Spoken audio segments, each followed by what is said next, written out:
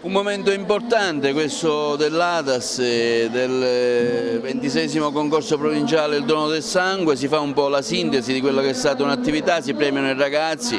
però diciamo con un occhio all'estate, che sappiamo che l'estate è particolarmente impegnativo per la donazione del sangue. Eh sì,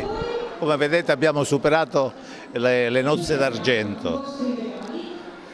perché siamo arrivati al 26°, quindi cerchiamo sempre di andare avanti e cerchiamo ora di trovare, per quanto riguarda di passare un'estate tranquilla, perché disgraziatamente si corre troppo, succedono tante cose e il sangue non basta mai. E quindi quello là che noi chiediamo è soltanto avvicinatevi ora nelle nostre automoteche, fate la donazione, perché la donazione significa uno fa bene a voi, due vi danno tutti gli esami e sono tutti gratis, stiamo attenti, non è che devono pagare e quindi possono vedere pure la loro salute.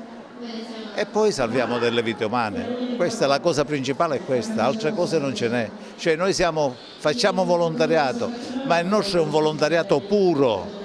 nessuno mette soldi in tasca. Non posso che esprimere tutto il mio plauso nei confronti degli amministratori che hanno ogni anno, infatti siamo arrivati alla 26ª edizione di questo concorso, vogliono coinvolgere le scuole per la diffusione della cultura della donazione del sangue, perché possono passare un testimone che possa portare il nostro territorio all'autosufficienza. Sì, è un'occasione quella di oggi particolarmente importante, a cui non potevo non assicurare la mia presenza. Con vero piacere, quando